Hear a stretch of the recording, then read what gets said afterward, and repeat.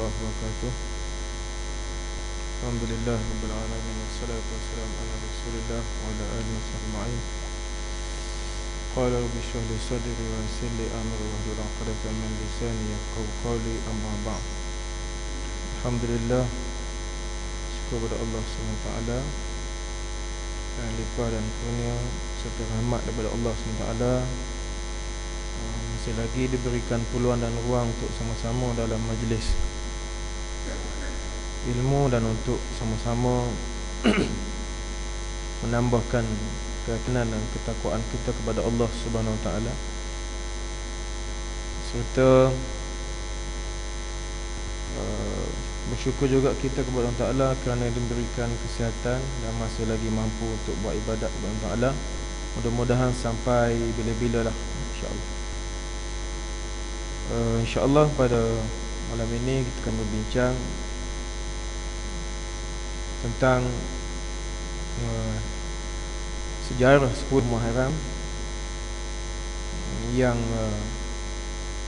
ditulis dalam sejarah, iaitu antaranya pembunuhan Saidina Hussein oleh Yazid bin Muawiyah radhiyallahu anhu. Sebelum itu, terima kasih Tuan Imam, Tuan Bilal, Tuan Kuasa semua. Saya bacakan hadis daripada riwayat Imam Bukhari dalam kitab Al-Adabul Mufrad, jilid yang pertama.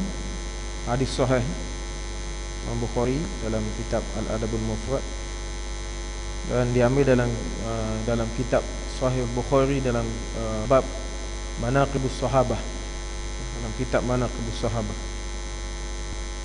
Itu Musa menceritakan, ini asar Musa menceritakan kepada kami, dia berkata Mahdi bin Maimun menceritakan kepada kami, dia berkata Ibnu Abi Ya'qub menceritakan kepada kami Ani bin Abi Nu'aim qala kuntu syahida bin Umar idh sa'alahu rajulun an damil ba'udah idh sa'alahu rajulun an damil ba'udah faqala mimman anta faqala min ahli al-Iraq faqala unzur ila hadha yas'aluni 'an damil ba'udah wa qad qatalu bin an-nabiy sallallahu alaihi wasallam sami'tu an-nabiy sallallahu alaihi wasallam yaqulu huma raihani minad dunya. Hadis ini diceritakan oleh Musa kepada Mahdi bin Maimun, kemudian kepada berkata Ibnu Abi Ya'qub menceritakan kepada kami dari Ibnu Abi Nu'aim.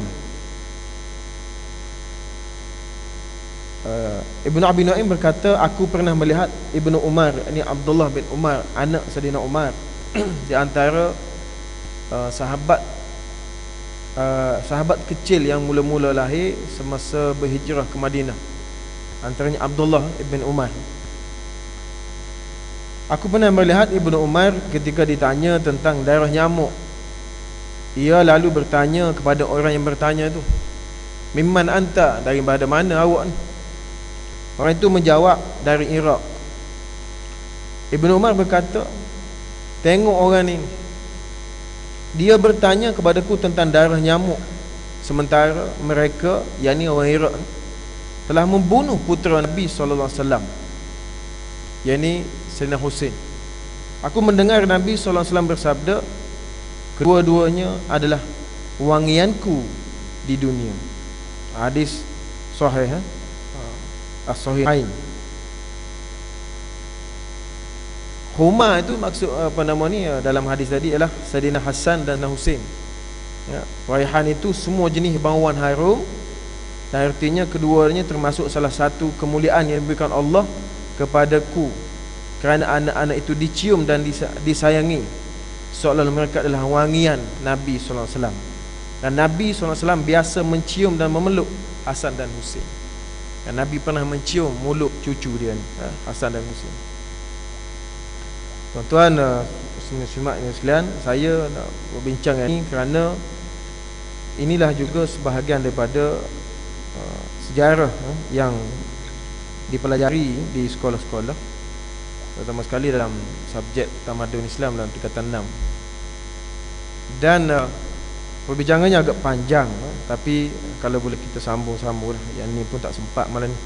Malam ni insya-Allah saya nak bacakan, nak berkongsi bersama, iaitu mereka yang mengatakan bahawa yang membunuh Saidina Husain di Karbala itu bukan tentera Yazid bin Muawiyah, bukan disuruh ataupun diperintahkan oleh Yazid bin Muawiyah. Saya tak tahulah, dulu saya pernah baca, masa saya ambil STPM dulu, saya pernah baca buku sejarah Islam ni. Ada dalam satu buku ditulis selepas Ubaidillah bin Ziyad bin Abihi membunuh Saidina Husain di Karbala, kemudian dibawa kepalanya itu ke hadapan Yazid.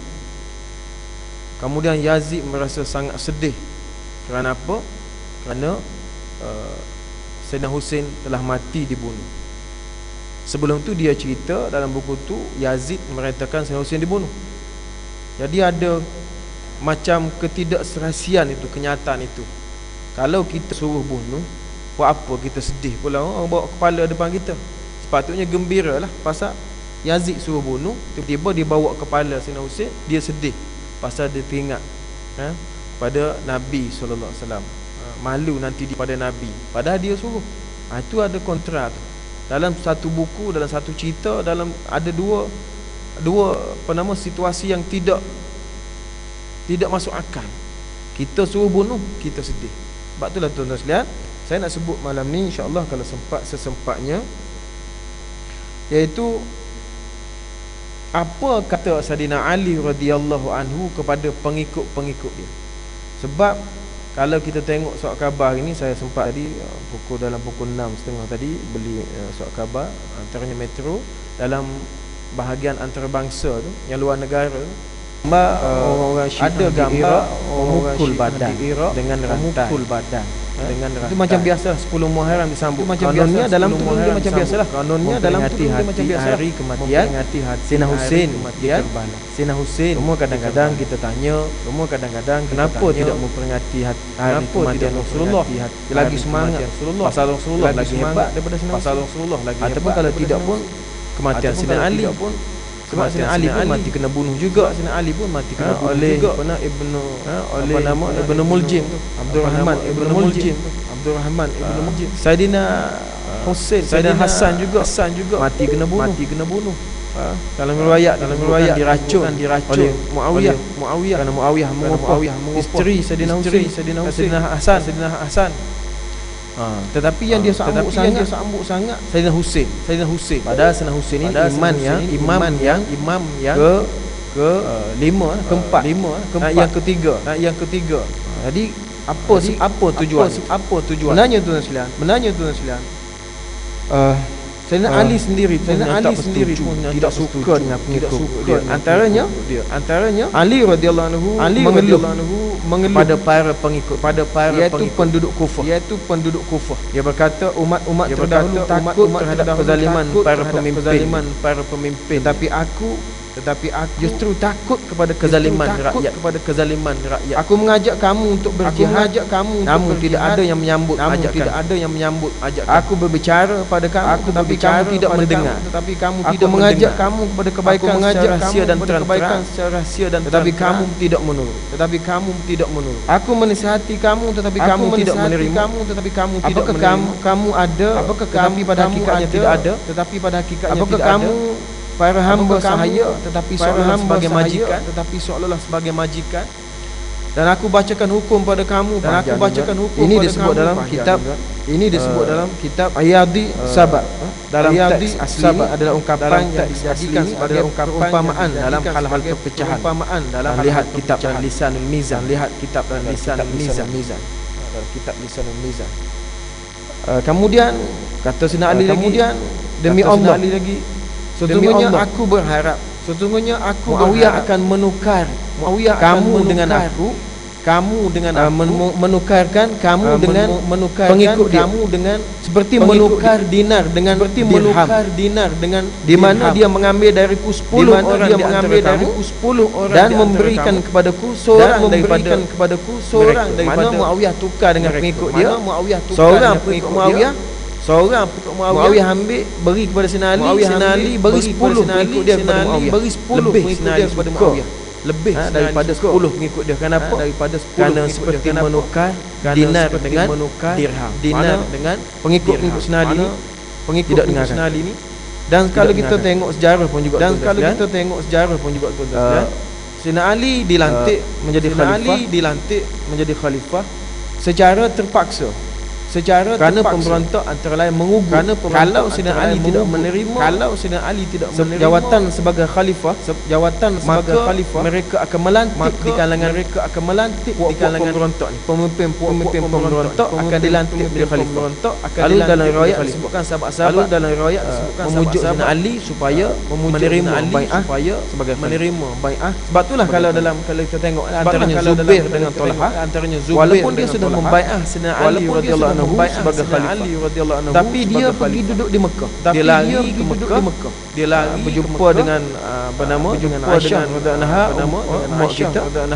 untuk memujuk Aisyah, membawa Aisyah sebagai kita panggil sebagai penguat supaya Sayyidina Ali membunuh pembunuh ataupun pemberontak yang telah membunuh Sayyidina Uthman. Kemudian selepas Sayyidina Ali dilantik menjadi khalifah, dia berkata lagi, wahai penduduk Kufah, dia memindahkan pemerintahan pusat pemerintahan daripada Madinah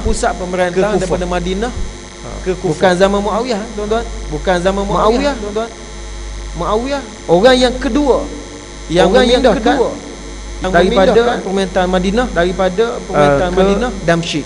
Sebab Muawiyah lebih ramai pengikut dia di Damsyik berbanding tapi orang yang mula-mula sekali memindahkan pusat pentadbiran Islam di zaman Nabi ialah dia mula-mula sekali memindahkan pusat pemerintahan ni ke Kufah,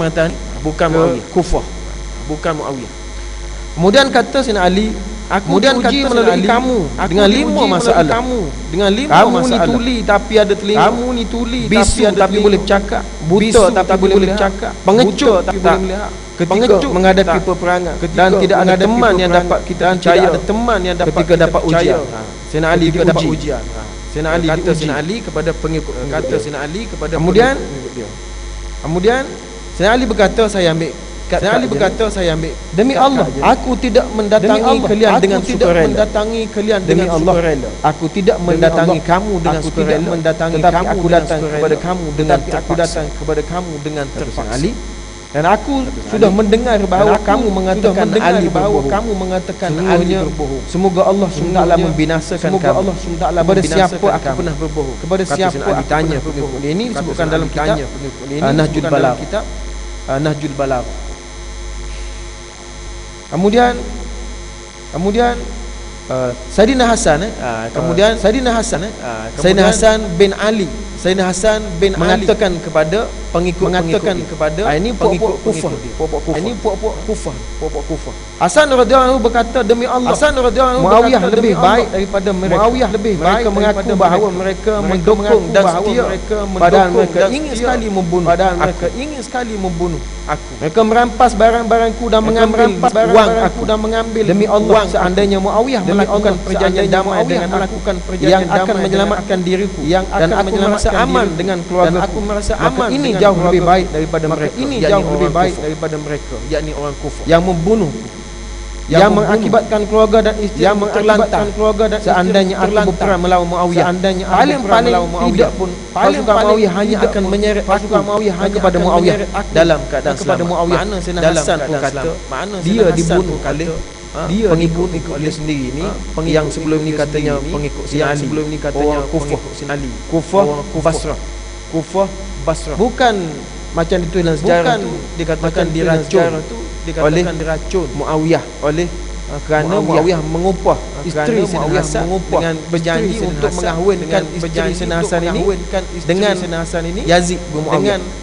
Yazid tu Yazid putera mahkota. Masa tu jadi isteri Hasan ni berasa nanti kalau Hasan mati aku kahwin dengan putera mahkota lah, lagi senang hidup aku putera mahkota lah, lagi cerita-cerita untuk memburukkan generasi sahabat, supaya orang di zaman jadi penilalak, tak tahu sahabat baik ke sahabat jahat, tahu sahabat baik ke. Dan akhir sekali kesimpulannya sahabat jahat, itulah yang berlaku sekarang. Kemudian Hasan juga berkata, wahai penduduk Iraq, aku meninggalkan kamu disebabkan tiga hal: pembunuhan yang kamu lakukan terhadap ayah. Abdurrahman ibn Muljim itu, orang yang membunuh Sayyidina Ali itu adalah orang Iraq. Sayyidina Ali itu adalah orang Iraq. Luka yang kamu torehkan padaku dan hartaku yang kamu rampas yang kamu rampas Sayyidina Hasan kepada pengikut dia. Sayyidina Hasan kemudian pengkhianatan penduduk Kufah, dan mereka lah yang membunuh Sayyidina Husain, dan mereka lah yang Muhammad bin Ali bin Abu Talib. Muhammad bin Ali bin Abu Talib ini anak Sayyidina Ali radhiyallahu anhu juga, yang dikenali dengan nama Ibnu Hanafiyah, bukan daripada Fatimah radhiyallahu anha. Fatimah bukan cucu Nabi, bukan cucu Nabi daripada Fatimah, bukan cucu Nabi daripada Fatimah. Muhammad bin Abu Talib dikenal sebagai nama Ibnu Hanafi, sebagai nama menasihati saudaranya Husain. Dia kata, wahai saudaraku, engkau telah mengetahui pengkhianatan penduduk Kufah terhadap ayah dan saudaramu, yakni terhadap Ali dan Sayyidina Hasan. Aku juga takut engkau akan mengalami seperti yang mereka alami. Apabila penduduk Kufah Iraq ini menulis surat, ada mengatakan 80,000 pucuk dihantar kepada Sayyidina Husain, kononnya nak membai'ah Sayyidina Husain sebagai khalifah selepas Sayyidina Hasan mati. Dan sebelum itu dia sudah menyerahkan khalifah kepada Muawiyah. Jadi masa Sayyidina Husain nak pergi tu, adik dia adik-beradik dia Abu Hanafiyah, adik-beradik dia menasihatkan kepada Sayyidina Husain jangan pergi, jangan pergi. Jadi macam ayah dan macam ayah dan Sayyidina Ali dan Sayyidina Hasan yang sudah dibunuh Hasan, yang sudah dibunuh oleh Iraq. Ini orang Kufah pada masa ini, orang Kufah. Adik tuan sekalian, selain daripada itu juga penyair dikenal dengan nama Farazdak, dikenal dengan nama Husain. Ketika Husain bertanya tentang para pendukungnya yang ia datangi, kata hati-hatilah, mereka memang bersama mereka, tetapi pedang mereka selalu mengancam. Hanya saja takdir ini turun dari langit. Allah hendaklah dapat melakukan apa yang dikehendaki. Husain berkata, engkau benar. Segala sesuatu memang milik Allah. Setiap hari dia selalu mengurus makhluk. Jika memang takdir Allah hendaklah turun sesuai dengan yang kita suka dan inginkan, maka kita memujinya atas segala nikmatnya. Dialah tempat minta tolong agar dapat mensyukuri nikmat. Tetapi jika ketentuan tidak sesuai dengan harapan, maka Allah hendaklah tidak akan jauh dari Allah kebenaran. Adalah niatnya dan ketakwaannya, adalah perilaku. Kemudian tuan sekalian, Sayyidina Husain pun tahu dah sebenarnya, ketidaksetiaan orang ni. Tapi sebenarnya itulah hakikatnya. Apabila kita belajar sejarah, sejarah tidak banyak mengaitkan apa yang berlaku dengan hadis Nabi sallallahu alaihi wasallam. Sama juga tuan-tuan kalau kita tengok tentang hijrah Rasul ke Madinah. Nabi SAW berhijrah ke Madinah. Tadi pun saya dengar juga balik dalam program di balik dalam jalan dengar Hakim, bincang lagi tentang dia hijrah. Bagaimana Nabi hijrah, strategi Nabi berhijrah, Nabi duduk dalam gua Sur, dalam gua Sur itu Allah Taala menyelamatkan Nabi, saya dengan memerintahkan labah-labah dan dengan memerintahkan labah-labah. Dan saya tunggu dia baca ayat Quran yang menjelaskan yang secara jelas, sejelas-jelasnya menyebutkan bahawa yang menyelamatkan Nabi sallallahu alaihi wasallam dalam gua itu adalah gua itu dengan Allah SWT, dengan Allah SWT menurunkan bantuan yang merupakan malaikat yang tidak boleh dilihat oleh orang kafir. Wa ayadahu bijunudil lam tarawha. Dalam surah At-Taubah ayat Allah sebut At-Taubah ayat Allah sebut gitu. Bukan sebab laba-laba, bukan sebab laba-laba, bukan sebab tapi orang tak sebut ayat Quran. Orang tak kaitkan sejarah dengan ayat Quran. Orang tak kaitkan sejarah dengan ayat Quran. Sama juga kalau kita baca cerita-cerita yang berlaku pada Nabi, ataupun yang berlaku sekarang ni, orang tak kaitkan dengan hadis Nabi, padahal semua yang berlaku ni Allah Taala memberitahu kepada Nabi SAW, dan Nabi sudah kepada Nabi SAW. Contohlah kalau yang mudah-mudah Nabi dah sebut, bila aku mati nanti, yang mula-mula sekali mati, yang mula-mula ini di kalangan anak aku Fatimah, aku mati ini di kalangan anak memang begitu pun berlaku. Di kalangan isteri aku Zainab memang berlaku begitu. Kemudian bila aku mati, akan berlaku banyak khilaf, di kalangan umat, Nabi sudah sebut. Kemudian kalau yang akhir zaman ni banyak lagi Nabi sebut. Kalau yang akhir zaman macam-macam cerita, orang kaya pergi ke Mekah, macam orang kaya, orang miskin pergi ke Mekah minta elok, orang sederhana pergi ke Mekah nak berniaga, orang sederhana orang pasar banyak orang dibunuh tanpa sebab, membunuh orang tanpa sebab. Sekarang dia macam-macam lah tanpa sebab. Semua tu Nabi sebut lah. Tapi tidak dikaitkan dengan Al-Quran dan hadis Nabi. Al-Quran sejarah ni memang terpisah langsung daripada hadis Nabi. Sebab itulah tuan-tuan, hadis Nabi. Sebab itu satu diskusi dengan beberapa orang sahabat yang belajar luar negara dan ada PhD dan profesor. Saya tanya dia belajar luar negara. Masa belajar di universiti dulu, di universiti luar negara. Ada tak dalam di universiti satu fakulti sejarah, satu universiti Islam, satu fakulti sejarah. Mengajar belajar di Morocco. Kalau macam kau cerita kalau di Malaysia, kita tak ada fakulti, kita ada jabatan. Tapi kalau universiti kafir, dia ada. Contohnya Oxford, Harvard, dia ada fakulti sejarah. Dan di bawah fakulti dia ada jabatan. Jabatan sejarah ni sejarah Islam. Zaman Nabi. Zaman sahabat. Zaman Abbasiyah. Zaman Mamluk, zaman Mongol, dia kaji belakang. Ni jabatan ni sejarah. Ni jabatan Asia, sejarah. Ni sejarah Asia, China, sejarah Jepun. Dia ada masing-masing. Dia ada sebab itulah orang kafir ni dia pasal dia mengaji sejarah, dia tahu bagaimana dulu orang boleh kalah, boleh tertipu, boleh tergadai negeri sebagai bagainya. Sebab itulah Allah SWT selalu mengingatkan dalam Al-Quran tentang sejarah. Kalau kita tengok banyak kisah dalam Quran, macam surah Al-Baqarah, macam surah Al-Baqarah. Pasal apa nama Al-Baqarah tu kan cerita. Namun yang surah Ali Imran, keluarga Imran ada cerita tu. Keluarga Imran ada cerita. Bukan saja sahaja Allah Taala cerita tu, bukan saja sahaja Allah cerita tu. Semuanya ada iktibar. Kemudian surah Muhammad, kemudian surah Luqman, nama-nama orang saja. Nama-nama orang saja. Surah Maryam, semua tu ada cerita untuk dalam iktibar. Semua tu ada cerita untuk bila kita baca sejarah Islam, tak ada dikaitkan dengan hadis Nabi. Hatta cerita hijrah Nabi tu tak nak hijrah lagi dengan Quran. Duk cerita pasal sangat laba-laba dengan buruk menyebabkan orang kafir tak nampak Nabi dalam orang kafir tak nampak tu sebab Allah Taala turunkan tentera daripada langit yang tidak boleh dilihat daripada langit. Itu yang Allah sebut dalam Quran. Bukan sangat laba-laba dengan burung merpati. Kenapa tak nak sebut yang sahih? Kenapa tak nak sebut yang sahih? Yang mutawatir lah, yang mutawatir, mengingkari satu ayat Quran, pasal apa cerita hak tak tahu mana asalnya, riwayat betul ke tidak. Ni ayat Allah sebut dalam surah Taubah ayat 40 yang menyebabkan orang kafir tak nampak Allah Taala turunkan malaikat binyudunil lam tarawha, yang tidak boleh tentera yang tidak boleh dilihat. Sangat laba-laba mana sangat. Bukan macam konkrit buat bangunan tebal laba-laba. Gua Sur dalam mana sangat. Gua Sur bukan macam gua ni. Gua ni Boeing 737 boleh landing. Kecil Gua Sur ni sikit je. Lengkukkan batu sikit je.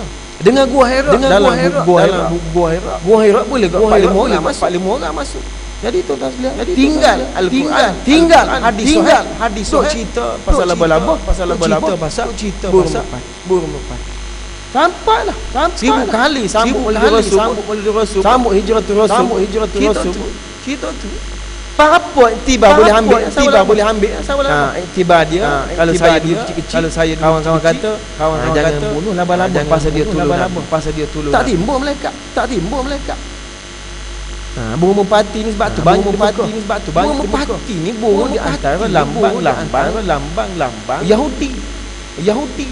Cuba tuan perasan, lambang keamanan dunia. Nabi dulu, bangsa Yahudi kan guna apa nama burung merpati sebagai penghubung ni. Itu cerita ke situ belakang. Siapa tinggal Quran? Siapa tinggal ambil cerita tak munasabah? Nak ambil cerita tak munasabah. Pakai Quran cukuplah. Pakai tak perlu dah cerita pak pandai. Tak perlu dah cerita menyedapkan cerita ni. Menyedapkan cerita sekalian. Bukan nak marah, nak beritahu. Quran ada ke apakah Quran? Ada pula kata bila kita mengajar sirah, ada pula kata bila kita mengajar sirah kami tak padan belajar sirah. Sirah ni berat, tak ada setengah suara tu kata, tak padan. Mengaji ni taman, satu taman saya mengajar, berkuliah taman saya mengajar. Orang apa educated belaka tu? Mesti dia kata bukan berat ustaz, berat nak mari. Dia kata bukan berat nak mari, bukan berat nak dengar. Cuma nak sebut tu silap. Pagi tadi semalam saya ada program dengan pelajar-pelajar. Saya ada program dengan pelajar-pelajar KAA daerah Lombok ni. Saya kuliah maghrib, tajuk saya soalan yang ditanya oleh orang bukan Islam ataupun orang yang tidak puas hati dengan Al-Quran. Saya tanya pelajar-pelajar, ada tak awak ditanya oleh orang bukan Islam ataupun orang Islam yang belak-belak tentang Al-Quran? Ada pelajar tentang Al-Quran. Saya kata apa dia tanya? Dia kata apa dia tanya? Ada orang tanya saya. Budak dia kata dua orang tanya saya. Dia kata ada orang tanya saya. Dia kata ada orang tanya saya. Orang Islam ni bergaduh dengan orang Yahudi dan orang Kristian. Padahal semua itu katanya agama samawi. Saya tanya siapa dia tanya? Jiran awak tu Islam ke tidak? Dia kata jiran awak tu Islam ke tidak? Awak jawab tidak? Saya tak nak jawab. Saya tak tahu ustaz. Mari tuan-tuan. Sekarang orang ketanya. Ni macam ni. Cerita Saidina Yazid. Saidina Yazid bunuh Saidina Muawiyah di Karbala. Bukan cerita dongeng. Bukan cerita biasa dongeng. Jadi silibus dalam pelajaran. Jadi silibus bukan di tingkatan 6 saja, bukan di tingkatan 6 saja, tingkatan 6. Ada tu tingkatan 6. Ni silibus tingkatan 6. Ada tu pelajar tingkatan 6. Ada tu pelajar tingkatan 6. Di universiti mu belajar yang macam ni. Yang membunuh cucu Nabi itu adalah Yazid bin Muawiyah. Padahal Yazid tak suruh pun. Kena Ali pun tak percaya pak mengikut dia. Kena Husain, kena Hasan pun tak percaya. Adik-beradik tiri dia pun tahu dah nasihat dia kepada Sayyidina Husain. Jangan pergi nasihat kepada nanti kamu kena bunuh. Macam ayah kamu dengan abang kamu. Ni tinggal kenapa tinggal yang sahih? Yang tadi dalam Bukhari jadi kita baca. Kitab Al-Adabul Mufrad. Jilid yang Al-Adabul Mufrad. Diambil dalam kitab Sahih Bukhari. Sahih Bukhari. Jami'us Sahih. Dalam kitab Manaqibus Sahabah. Abdullah bin Umar. Bila ditanya macam tadi lah. Bila ditanya tanya tentang darah nyamuk. Kamu orang telah membunuh cucu Nabi tu. Telah membunuh cucu Nabi. Tanya darah nyamuk, hukum darah nyamuk. Darah cucu Nabi tu lagi patut kamu ambil tahu. Patut kamu ambil tahu. Ambil jaga. Ceritanya maksudnya orang Iraq apa nama cucu Nabi tu? Bukannya nama cucu Nabi tu. Bukannya. Kemudian tuan sekalian, Ali bin Husain yang terkenal dengan nama Zainal Abidin. Saya berkata, rekah je ni. Kamu telah membunuh keluargaku dan menodai kehormatanku. Kamu bukanlah umatku. Ali bin Husain. Ali cicit Nabi. sallallahu alaihi wasallam. Sallallahu alaihi wasallam. Katanya tuan-tuan sekalian, dalam cerita tuan-tuan sekalian, dalam cerita tu rombongan Saddam Hussein ni 70 orang. Rombongan Saddam Hussein ni tentera Ubaidillah bin Ziyad bin Ubaidillah bin 4,000 bin Abihi tu 4,000. Masuk akal ke tidak 4,000 lawan 70 orang. 70 orang ni pula 70 orang. Termasuk budak-budak, anak-anak kecil, perempuan, anak-anak orang tua tak ramai. Orang tua logik ke tidak 4,000 lawan ke tidak 4,000 lawan rombongan yang nak pergi ke Kufah, yang nak pergi ke 70 orang Kufah 70 orang tu 4,000 tu baru tentera Yazid lah, Ubaidillah bin Yazid tak masuk lagi bantuan daripada Basrah. Katanya 10,000 tentera, katanya 10,000 tentera lawan 70 orang, lawan 70 orang. Saddam Hussein bermati-matian berperang, sehingga ramai Saddam Hussein bunuh. Logik dia agak masuk akal. Masuk akal. Sebab tu cerita menipu ni tak payah fikir banyak kali lah. Cerita tu menipu dah. Cerita tu menipu dah. 4,000 lawan 70 orang. 4,000 lawan 70 orang. Lepas tu dengan budak-budak kecil. Jadi sahabat-sahabat ni tak reti kau hukum dalam perang kan tak boleh bunuh budak kecil. Dalam perang kan tak boleh bunuh budak kecil. Orang tua, binatang. Jadi tuan-tuan sekalian, sebenarnya cerita-cerita nak membuatkan sahabat ni supaya orang akhir zaman ni keliru. Islam akhir zaman ni macam mana ni zaman Nabi? Macam mana ni zaman Nabi? Betul ke tidak ni sahabat-sahabat ni? Betul ke tidak ni sahabat-sahabat ni? Akhirnya begitu. Akhirnya baik ikut K-pop, baik ikut K-pop dah. Tak ada ikon, akhirnya dia ambil penyanyi. Sahabat tak ada. Sahabat tak ada. Padahal banyak kan hadis-hadis Nabi sebut Quran kan hadis Allah redha man talaqat radhiyallahu anhu min talaqat iz yubayyi'unaka tahta fa'alima fi qulubihim fa'alima Allah Taala redha pada sahabat-sahabat yang buat baik pada sahabat yang dan Allah tahu apa ada dalam hati sahabat. Allah tahu bila Allah redha ni bukan masa Nabi hidup saja. Bukan masa Nabi tahu sahabat ni akan baik sampai mati. Sahabat ni akan baik bukan lepas Nabi mati Nabi wafat sahabat bergaduh. Akhirnya orang pening sahabat ni. Tak boleh pakai sahabat ni. Tak boleh pakai sahabat ni. Jadi sebab apa? Mula jadilah Islam mula kena tafsir semula Quran ini. Tak betul Quran ni. Tak betul pasal nak buat Quran pun bergaduh sama pasal nak buat Quran bergaduh Quran orang lain macam-macam. Akhirnya tak ada identiti. Tak tahu agama. Tak ada identiti. Tak tahu agama dengan siapa pun tak ikut dengan siapa pun. Yang penting semua ni baik. Yang penting semua jalan je berbeza. Semua jalan je berbeza. Baru habis pening jadi kafir. Kemudian saya ringkaskan lagi tuan-tuan.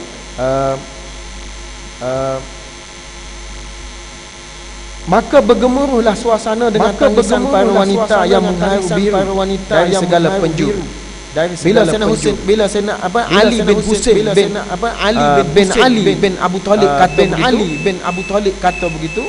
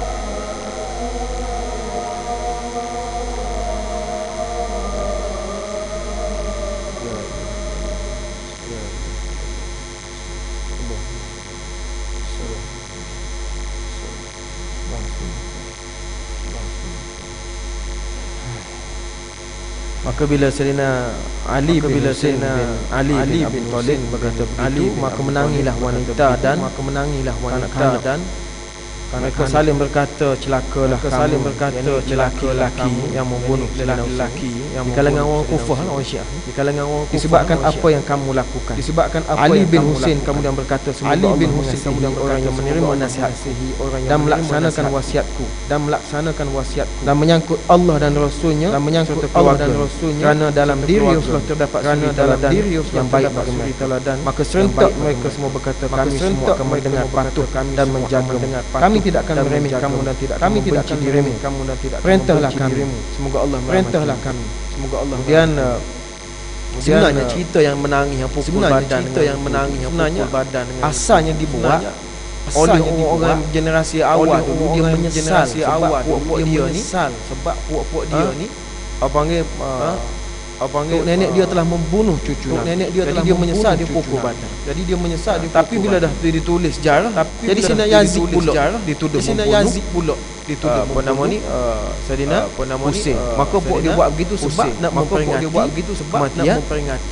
Sayyidina Husain. Kalau nak peringati kematian macam saya sebut awal tadi, yang patut diingati ni Sayyidina Ali. Pas Sayyidina Ali pun mati kena bunuh juga. Dia imam nombor 1, patut Sayyidina Ali. Dia imam nombor 1, patut Sayyidina Ali. Kenapa jadi Sayyidina Husain? Kenapa jadi Sayyidina Husain? Itu kan terbalik. Jadi imam nombor 1 tak kisah sangat walaupun mati dibunuh. Tapi imam nombor 3 pula. Tapi imam nombor 3 kisah sangat sampai pukul. Ambil kisah badan berdarah-darah. Boleh pala pula. Buat macam-macam pala pula. Fadilah. Kemudian Ali bin Husain berkata, wahai pencundang, aku tidak akan mengikuti keinginan kamu. Apakah kamu juga akan mengkhianatiku? Ini kata cicit Sayyidina Ali. Apa nama? Hasan, cicit Nabi sallallahu alaihi wasallam. Aku tidak akan ikut kata kamu. Apakah kamu juga akan mengkhianatiku seperti yang kamu lakukan pada orang tua kamu lakukan pada orang tua? Itu tidak akan pernah aku lakukan. Itu demi Rabb yang mencipta unta-unta, luka itu belum sembuh. Ini sebut dalam At-Tibrisi dalam kitab Al-Ihtijaj, dalam kitab Al-Ihtijaj. Kemudian Al-Tawus, Ibnu Tawus dalam kitab Malhuf. Kemudian Al-Amin dalam kitab Isjan, macam-macam. Kemudian Ummu Kulsum binti Ali pun berkata, kata Ummu Kulsum anak Sayyidina Ali, wahai orang kufur, alangkah jahatnya kenapa kamu meninggalkan dan membunuh Husain? Kamu rampas dan warisi harta benda, tawan isteri-isteri kamu susahkan dia, maka celaka dan jauhilah jauhlah kamu daripada rahmat Allah. Musibah apa yang telah menimpa kamu, musibah apa yang kamu menimpa kamu. Dosa apa yang kamu buat. Kita Al-Malhuf, kemudian dalam kitab Maqtalul Husain, kemudian Zainab binti Ali, anak Sayyidina Ali, ketika berbicara di hadapan orang yang menyebutnya dengan hadapan orang yang menyebut dan dia berkata, apakah kamu benar-benar menangis dan beratap? Menangislah kamu banyak-banyak dan tertawalah kamu banyak-banyak, kerana kamu telah mendapat celah dan hinaan, dan kamu tidak akan pernah boleh membersihkannya untuk selama-lamanya. Bagaimana kamu boleh menyuci dosa pembunuhan terhadap keturunan segala nabi, segala nabi? Sayyidina Yazid bin Muawiyah, mana bukan Sayyidina Yazid bin Muawiyah, bukan Yazid bin Muawiyah. Banyak dengan 9. Kau orang lewat-lewat. Ada itu saja, wallahu alam. Assalamualaikum.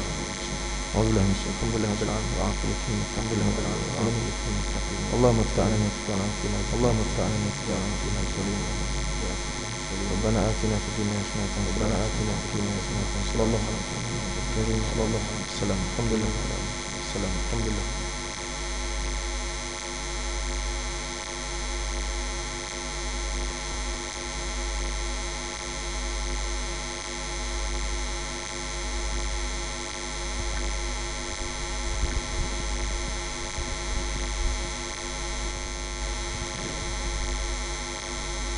الله أكبر أشهد أن لا إله إلا الله أشهد أن محمدا رسول الله حي على الصلاة حي على الفلاح قد قامت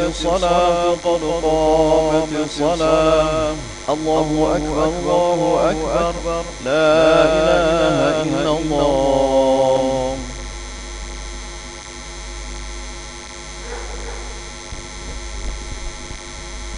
صووا صفوفكم فإن تسوية الصفوف من تمام الصلاة استغفر الصف.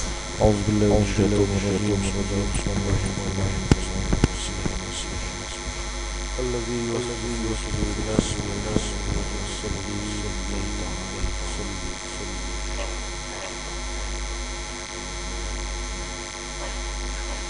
الله أكبر أكبر الله أكبر.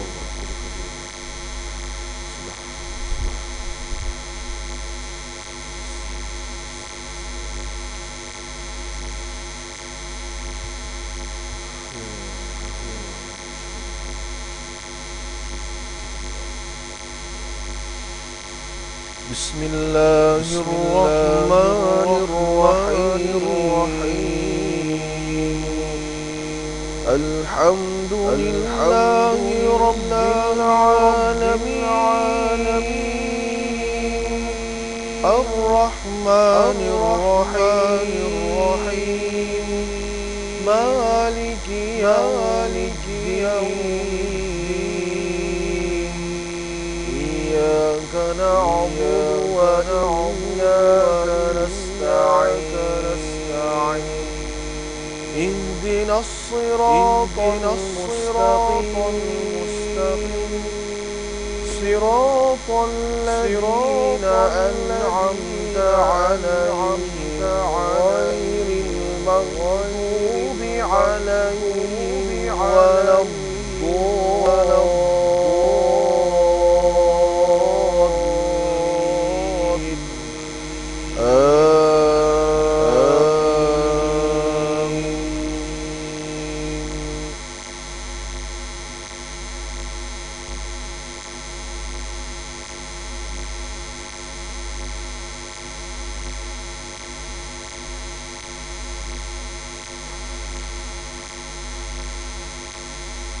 ولا تسبوا الذين يدعون من الله فيسبوا الله عدوا بغير علم كذلك زينا لأمة عملهم ثم إلى ربهم مرجعهم فينبئهم بما كانوا يعملون. وأقسموا بالله جهد أيمانهم لئن جاءتهم آية ليؤمنن بها قل إنما الآيات عند الله وما يشعركم أنها إذا جاءت لا يؤمنون. ونقلب أفئدتهم وأبصارهم كما لم يؤمنوا به أول مرة ونذرهم طغيانهم يعمهون. الله أكبر.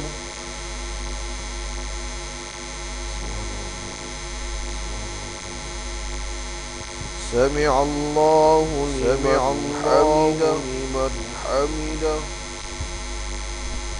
الله أكبر.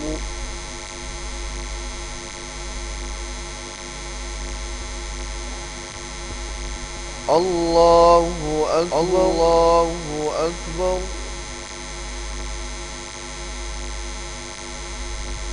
الله أكبر.